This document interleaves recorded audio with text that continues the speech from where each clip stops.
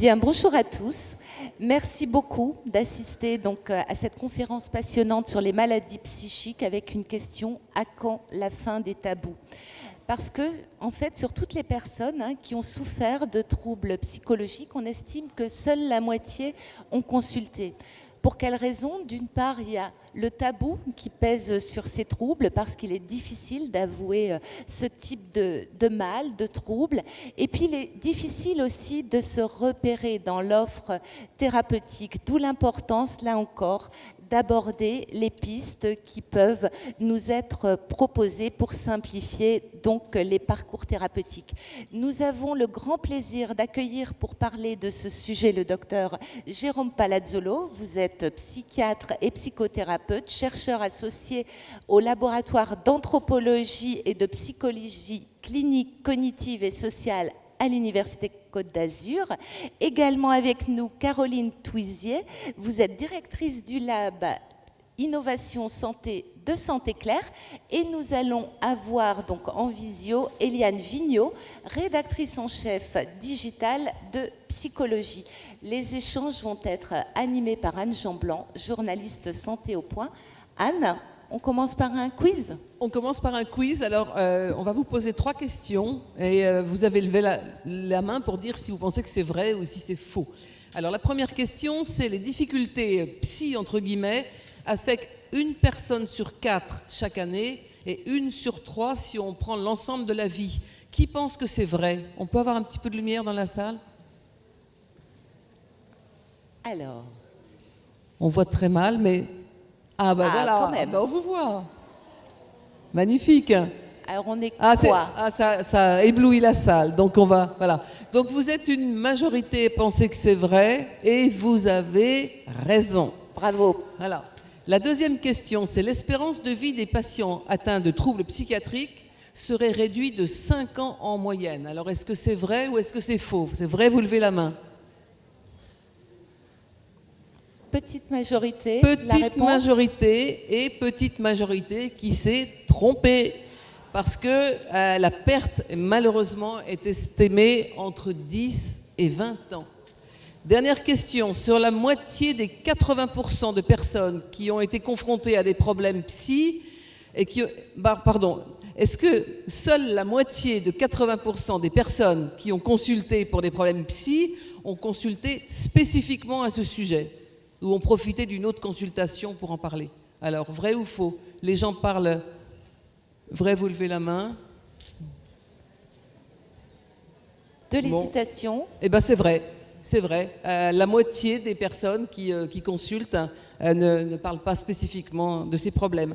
Alors, justement, ces problèmes, ils sont fréquents. Jérôme Palazzolo, j'aimerais bien votre regard global sur ces maladies psychiatriques et la façon dont on les considère aujourd'hui. Alors effectivement, pour reprendre un peu le titre, ça serait bien que ça soit la fin du tabou par rapport à ces pathologies psychiques et psychiatriques, parce qu'en fait, nous on voit au niveau de la consultation psychiatrique beaucoup de personnes qui viennent nous voir pour des problèmes physiques. C'est-à-dire, en gros, j'ai un problème au cœur, j'ai mal à la tête, j'ai des douleurs au dos, j'arrive pas à dormir, etc. Et tout, on va dire, l'art du thérapeute, c'est d'amener la personne de la rive physique à la rive psychique. C'est-à-dire, si vous venez me voir en me disant j'ai des douleurs dans le dos, je suis allé voir 4 médecins, il n'y en a pas un qui a trouvé comment me sortir de là, et moi je vous dis votre douleur dans le dos, en fait, c'est uniquement dans votre tête. Si je vous le dis comme ça, vous allez mal le prendre. Ah, très très mal. Par contre, si on essaye d'élaborer ensemble des stratégies pour améliorer un peu ces douleurs, pour améliorer la manière dont vous allez gérer ces douleurs, là, on peut espérer avancer et faire quelque chose. Mais pour ça, il va falloir que le patient puisse intégrer le fait qu'il souffre d'une maladie psychique, ce qui n'est pas toujours simple. Parce que souvent, moi j'ai des amis médecins qui me disaient qu'il y avait des choses dont les patients parlaient juste à la fin de la consultation, une fois qu'ils étaient rhabillés sur le pas de la porte en disant « au fait docteur, je suis constipé », ou des petites choses comme ça. Est-ce que pour les troubles psy, entre guillemets, ça peut arriver comme ça en fin de consultation quand on est sûr que c'est fini, quoi? Et souvent, ça arrive. Alors, c'est pas tant que la personne va nous expliquer sa pathologie, mais c'est surtout parce que la personne va nous dire quelque chose d'essentiel. C'est-à-dire, souvent, c'est quelque chose qui arrive, par exemple, chez des personnes qui ont eu des problématiques d'abus dans l'enfance. Et donc on va les voir, alors nous expliquer qu'elles sont déprimées, que ça va pas, on va lui poser les questions sur les antécédents, et puis juste au moment de partir, il lâche ça. Alors bien sûr, là aussi, on va pas dire écoutez, merci bien, on en reparle la fois prochaine. On se voit la prochaine fois, oui. Et exactement, donc on va essayer d'aborder les choses dans ce contexte. Mais c'est tout l'intérêt de toute façon de prendre la personne en charge dans sa globalité. Vous savez, aujourd'hui, on l'a déjà vu hier, on le voit tout au long de la journée, les techniques évoluent, les stratégies évoluent, les techniques d'imagerie évoluent. Au XVIIe siècle, il y a un clinicien qui s'appelait Malgaigne qui a évoqué quelque chose qui s'appelle le coup d'œil de Malgaigne. Et ça, je trouve que c'est dommage parce qu'on ne le retrouve plus dans les traités de médecine. Et le coup d'œil de Malgaigne, c'est ni plus ni moins que de voir le patient dans sa globalité. C'est-à-dire, ça revient. Eh oui, mais c'est important. C'est-à-dire, quelque part, c'est de voir quelqu'un, de voir, même s'il vient me voir pour une pathologie psychique, une pathologie psychiatrique, de voir comment il marche, comment ça se passe, comment il va. Je vais vous citer un exemple tout simple. Il y a 3 semaines, pas plus, j'ai quelqu'un qui vient me voir, un jeune homme, pour des crises d'angoisse. Donc ça allait pas, il disait qu'il était oppressé, que ça posait problème, etc. Et puis finalement, on s'est aperçu qu'il était souvent oppressé après le repas, qu'il était souvent oppressé quand il se couchait. Et il avait eu tous les traitements anxiolytiques de la création. Finalement, on s'est juste posé la question de savoir s'il n'avait pas un reflux gastro-œsophagien. Et finalement, il avait un reflux gastro-œsophagien et ça lui a évité peut-être 10 ans de psychanalyse et 4 ou 5 antidépresseurs. Oui, c'est pas mal. Juste une petite dernière phrase. Est-ce que l'effet Covid a été positif dans ce domaine? Parce qu'il était plus honteux d'être mal. Il était plus honteux d'être dépressif, d'être déprimé. Est-ce que vous pensez que ça a libéré un peu la parole?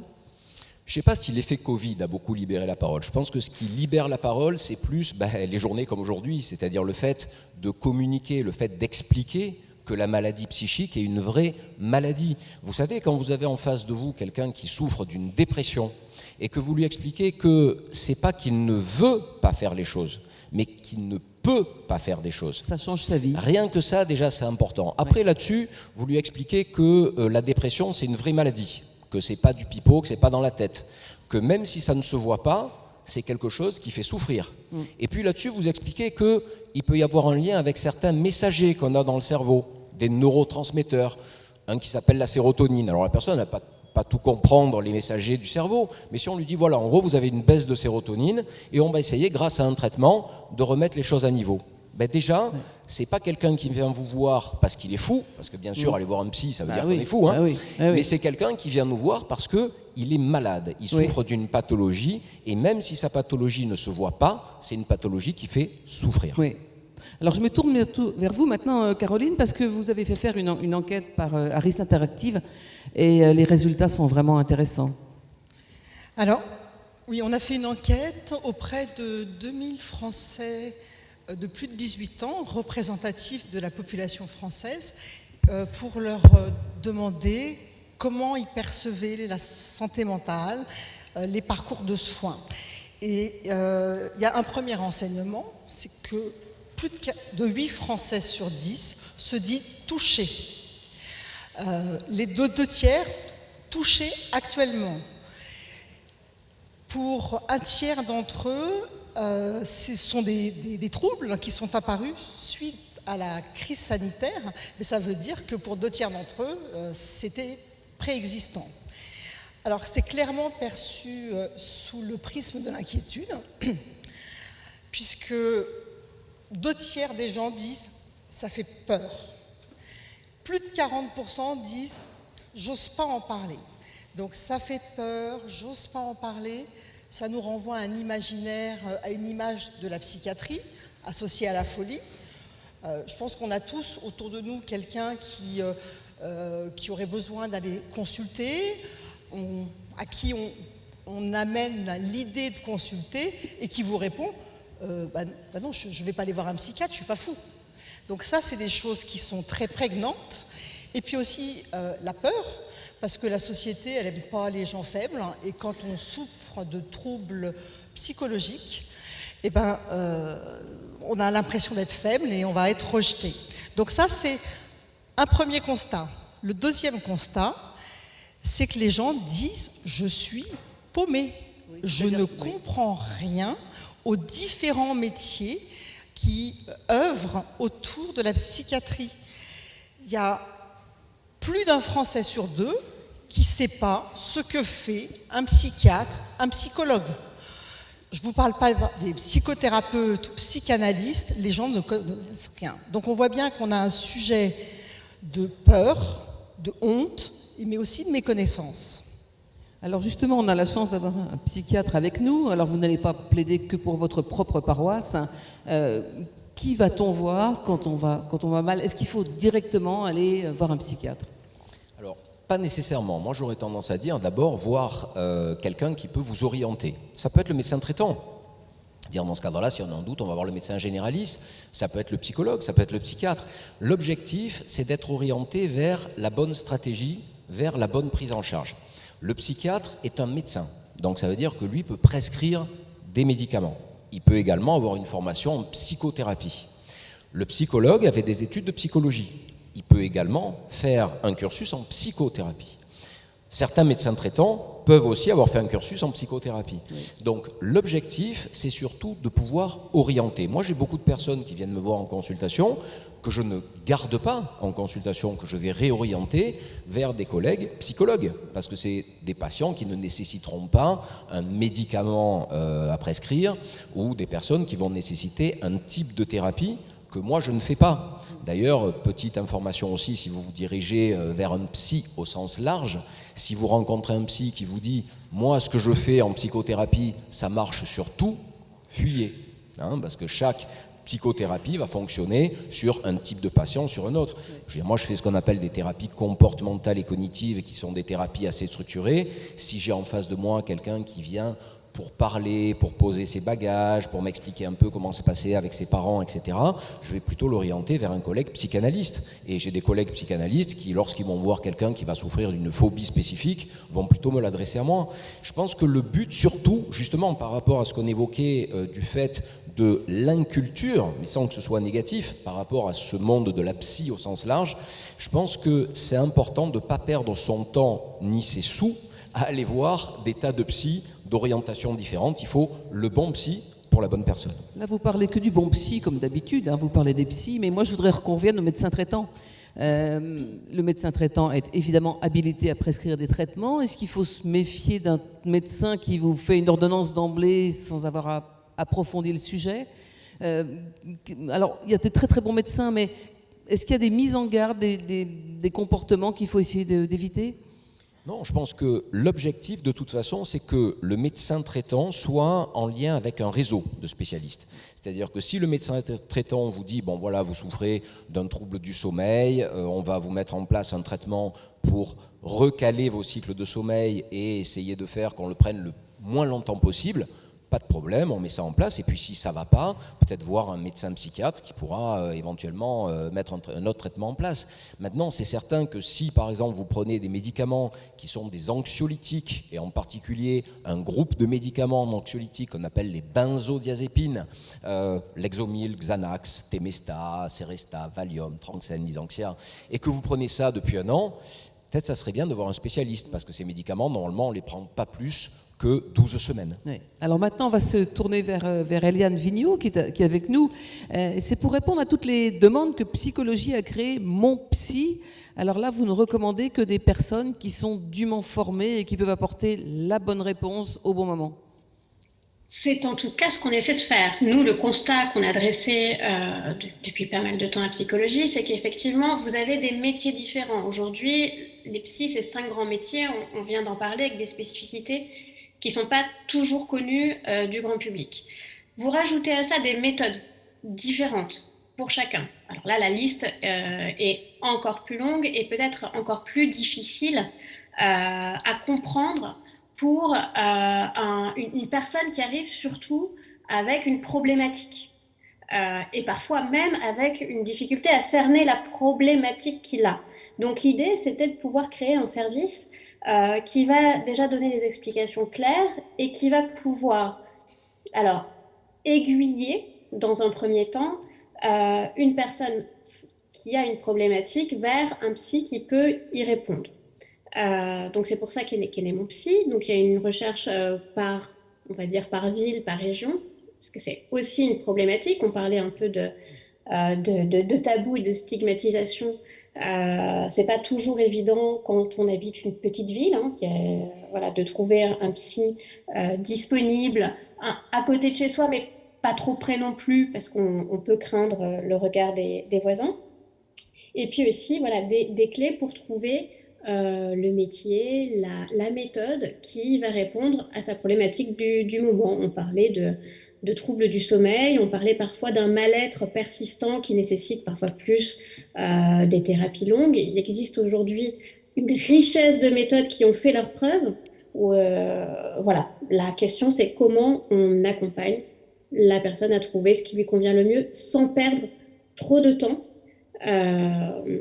et sans décevoir. Parce qu'on l'a vu, c'est difficile pour les personnes d'en parler. C'est difficile, souvent quand on n'est vraiment pas bien, c'est difficile d'aller décrocher un téléphone, de faire la démarche de trouver quelqu'un. Il faut essayer d'être au plus juste pour pas louper le coche, quoi. Alors justement, Caroline, vous avez un réseau qui peut aider les patients. Vous avez listé par exemple combien de spécialistes différents? Est-ce qu'il y a à chaque fois une indication précise de comment ça se passe? Alors effectivement, on a développé une offre autour des problématiques de la santé mentale. Et dans cette offre, on propose un certain nombre de professionnels en association avec mon psy. C'est une des solutions pour permettre aux gens de trouver la bonne personne. Mais on leur explique aussi, parce que c'est très important d'expliquer.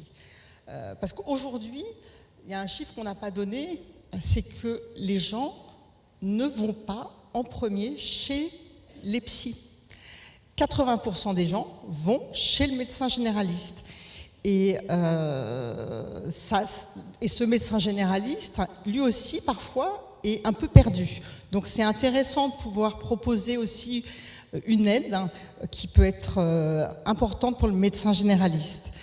Donc ce qu'on voit aussi, c'est qu'on parle beaucoup de diplômes, d'expérience, mais c'est pas du tout comme ça que les gens choisissent un professionnel.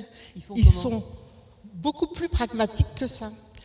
Les critères qui sont vraiment prépondérants, c'est est-ce que je peux prendre rendez-vous rapidement? Je veux être pris tout de suite. Je veux savoir combien ça coûte, parce que c'est aussi un tabou, parce que ça coûte cher aux yeux des gens. Et on voit bien qu'il y a une notion d'immédiateté, comme si, quand la décision est prise, il faut aller très très vite. Et ça, c'est bien plus important que finalement la compétence, les diplômes, en tout cas aux yeux des Français. Donc ça doit nous rendre modestes aussi. Est-ce qu'il y a des modes thérapeutiques? Vous avez dit que la personne qui pense pouvoir tout soigner, il faut la fuir très vite. Est-ce que vous voyez passer régulièrement des modes, et est-ce que vous avez éventuellement des choses à dénoncer dans ce qu'on entend actuellement et qui pourrait faire plus de mal que de bien?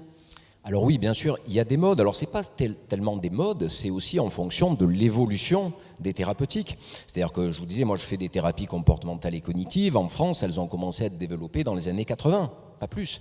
Là dernièrement, il y a eu l'EMDR. EMDR, c'est une méthode par les mouvements des yeux qui marche très bien dans l'état de stress post-traumatique. Ça a explosé ces 10 dernières années. Donc on peut dire que c'est une mode, mais c'est une mode aussi qui est fonction de l'apport, de la recherche, etc. Là où je dirais qu'il faut vraiment se méfier, alors pour reprendre un peu ce qu'on évoquait à l'instant, c'est justement par rapport aux personnes qui n'ont pas de diplôme. C'est-à-dire que même si les critères de choix sont des critères de rapidité, d'argent, etc., peut-être qu'il faudrait revoir les points à l'envers. C'est-à-dire que si quelqu'un a beaucoup de temps d'attente, c'est peut-être parce que la personne est bonne. Oui. Et moi, quelque part, si je dois prendre rendez-vous chez un psy et qui me dit « je vous avais rendez-vous demain », je vais m'inquiéter. Oui. Deuxième chose, se méfier des titres. C'est-à-dire que, comme je vous disais, le psychiatre, c'est un médecin. Le psychologue, c'est quelqu'un qui a fait des études de psychologie. Un coach, c'est des fois un peu limite. Il y a des études maintenant de coach à l'université qui se font. Par contre, ce qu'on appelle un psychopraticien, ça c'est une question de mode, ça a apparu ces quelques dernières années. Psychopraticien, c'est quelqu'un, demain si vous en avez marre d'être serrurier, vous installez en tant que psychopraticien, personne ne vous dira rien. Le titre de psychothérapeute est déposé, c'est-à-dire qu'on ne peut pas être psychothérapeute comme ça, c'est un dossier à déposer à l'ARS, etc. Mais psychopraticien, oui. Alors peut-être que dans quelques années, le titre de psychopraticien sera interdit et on dira qu'on devient psychospécialiste, j'en sais rien, parce que finalement, là oui, ce sont des modes, ce sont des termes qui reviennent comme ça, simplement des personnes qui, au départ, ne sont pas formées. Ça ne veut pas dire qu'elles ne sont pas bonnes, hein, parce qu'il y a des personnes qui ont des diplômes et qui sont très mauvais, mais dans tous les cas, le fait d'avoir un diplôme, ça veut dire que la personne a suivi un cursus, qu'elle a été validée a priori à l'université, et à mon sens, c'est quand même un critère de qualité. Oui. Alors, Eliane, donc justement, évidemment, vous vérifiez toutes les capacités et les diplômes des gens, et puis ça, c'est ma première question, mais je pense que la réponse, évidemment, sera positive. Et la deuxième question, c'est est-ce que la télémédecine, la téléconsultation a permis aussi d'améliorer certaines situations justement pour des gens qui habitent loin ou qui veulent consulter plus rapidement? Alors, pour répondre d'abord à la première question, oui, nous, le choix qu'on a fait pour mon psy, c'est pour avoir, parce que nous avons les 5 métiers de la psy qui sont représentés, mais on a bien conscience qu'il y a dans les formations qui sont proposées, notamment pour les psychopraticiens, des écarts énormes entre des formations qui sont avec des volumes d'heures de formation conséquentes, d'autres moins, etc.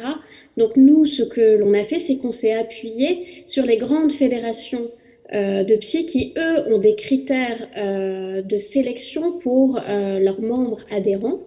Mon psy n'est pas organisme certificateur. En revanche, nous travaillons avec juste certaines fédérations qui nous garantissent que tous les psys qui sont présents sur mon psy répondent aux mêmes critères d'éligibilité, c'est-à-dire un certain nombre de formations initiales.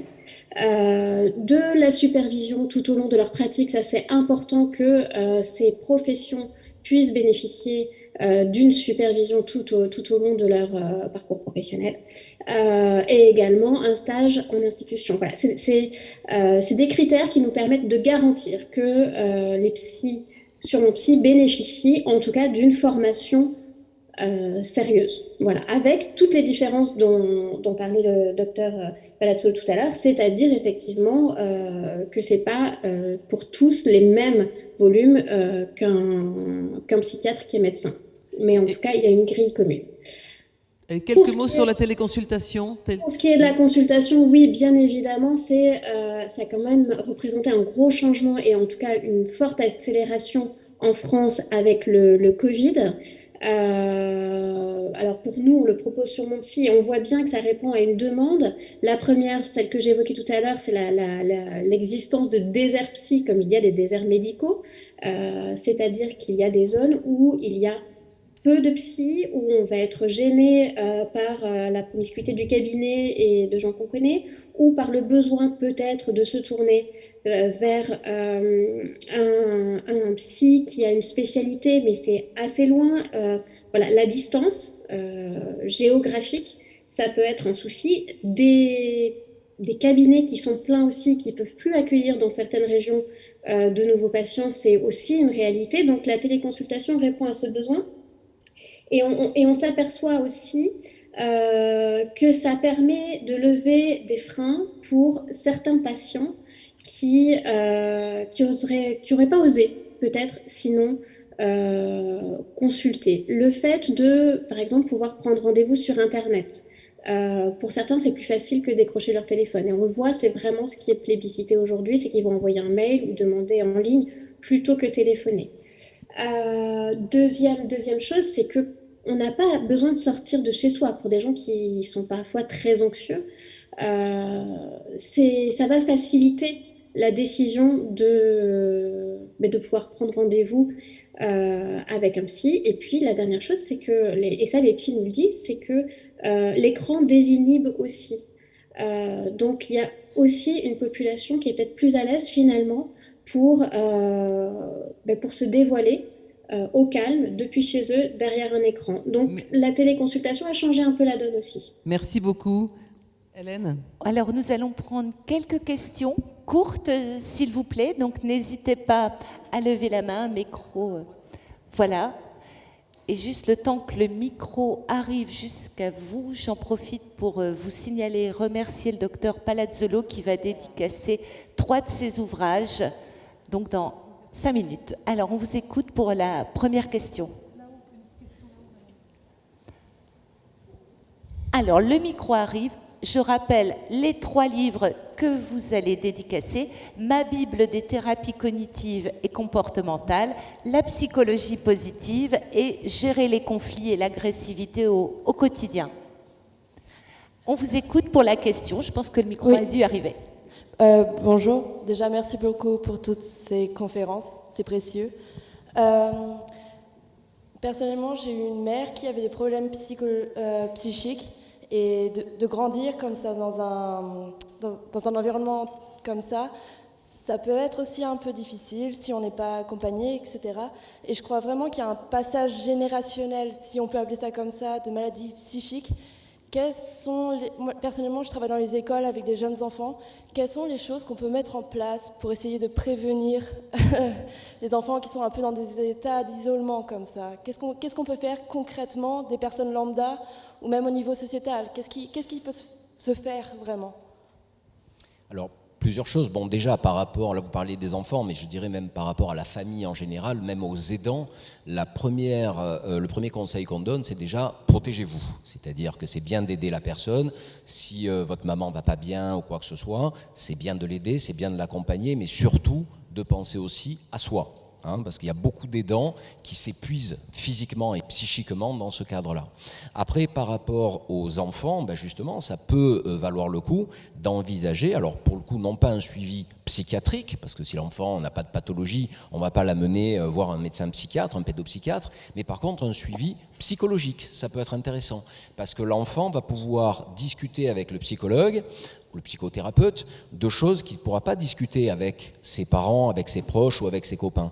Donc justement, le fait de pouvoir libérer un petit peu la parole par ailleurs, ça peut être vraiment un point intéressant. Et dans ce cas-là, nous, en tant que médecins psychiatres, quand on voit par exemple un patient ou une patiente qui a des jeunes enfants, et si les jeunes enfants, on voit qu'ils sont un peu en souffrance, autant, par exemple, moi, je peux prendre en charge la personne et conseiller à la personne, voilà, vos enfants, peut-être ça vaudrait le coup qu'ils voient un psychologue dans ce cadre-là, quitte à ce que je les oriente vers un psychologue à qui j'adresse un compte-rendu. Je vous parlais tout à l'heure de la notion de réseau. C'est un point très important, ça. Je vais rajouter un petit élément pratique. Regardez votre complémentaire santé, parce que les mutuelles sont très légitimes et très présentes sur ce domaine, et peut-être que vous trouverez un certain nombre de solutions, de ressources pour vous aider, parce que c'est important de se protéger soi-même, et votre complémentaire santé peut vous y aider. Merci beaucoup. Une autre question? Oui, bonjour. Où se place le sophrologue dans ces 3? Le sophrologue, je pense qu'il se trouve dans le champ thérapeutique. C'est-à-dire que l'objectif, c'est justement de proposer à quelqu'un qui ne va pas bien des méthodes qui soient adaptées pour qu'il aille mieux. Donc, quelque part, la sophrologie, moi, ça m'arrive effectivement d'adresser des patients en sophrologie, des patients qui sont stressés, qui ont du mal à lâcher prise, pour qui, par exemple, la relaxation simple n'a pas fonctionné, pour qui d'autres méthodes n'ont pas fonctionné, la sophrologie peut tout à fait être indiquée. C'est ce que je disais tout à l'heure, c'est-à-dire il n'y a pas un type de thérapie qui est adapté à une personne. Et la sophrologie, il y en a qui essayent, et pour qui ça ne convient pas, on va proposer autre chose. Je pense que la priorité, en fait, c'est de se caler sur le patient. C'est-à-dire pas dire, voilà, le patient vient à moi et c'est moi qui suis omniscient et je vais lui proposer quelque chose, il va aller mieux. On va essayer d'étudier le patient et en fonction de ça, lui proposer les meilleurs outils qui soient pour qu'il aille mieux. Merci c'est ma vision beaucoup. en tout cas. On va prendre une dernière question. Oui, bonjour. Je voulais vous poser une question. Tout à l'heure, on écoutait le professeur Barthélémy et il nous expliquait qu'il y avait un lien maintenant très étroit entre la neurologie et la psychiatrie. On sait qu'en France, rien que le mot psychiatrie fait peur. Il est ancré dans les esprits comme ça. Est-ce que le mot psychiatrie, la profession de psychiatrie, est-ce que vous pensez que à l'avenir, elle pourrait se rapprocher de la neurologie? Est-ce qu'en gros, on pourrait abolir rien que l'expression psychiatre, psychiatrie, etc. il y a des neuropsychiatres. Alors justement, ce que j'allais dire, en fait, ce que vous proposez, ça serait un peu retour vers le futur, en fait. C'est-à-dire que les neuropsychiatres existaient, et ça a été en 1968 que la neurologie et la psychiatrie ont été séparées. Donc je ne pense pas qu'on reviendra à un terme de neuropsychiatre, mais vous savez, je pense qu'on dit la neurologie, la psychiatrie se rapprochent, etc.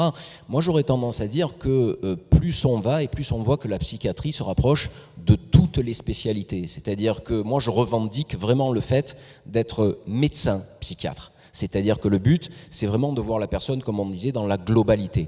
Vous savez, bon, on n'a pas trop le temps d'y revenir, mais il y a beaucoup d'études qui ont été faites ces dernières années, là, qui ont prouvé que, par exemple, il y avait un lien énorme entre certaines pathologies psychiatriques et ce qui se passe dans notre intestin, par exemple. Et le microbiote intestinal a un impact vraisemblable sur une certaine inflammation globale du cerveau qui peut être à l'origine d'une dépression, par exemple.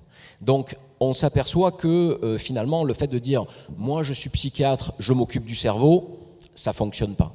Donc, je pense que le terme psychiatre restera, mais peut-être que la vision du psychiatre va évoluer et on sera peut-être quelques médecins à voir la personne dans leur globalité et pas uniquement voir, entre guillemets, des fous, quoi. C'est pas le but.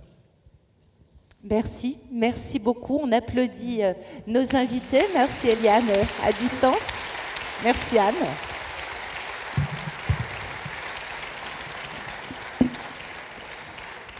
Donc, je vous rappelle que le docteur Palazzolo dédicace donc 3 de ses ouvrages dans le hall du CUM.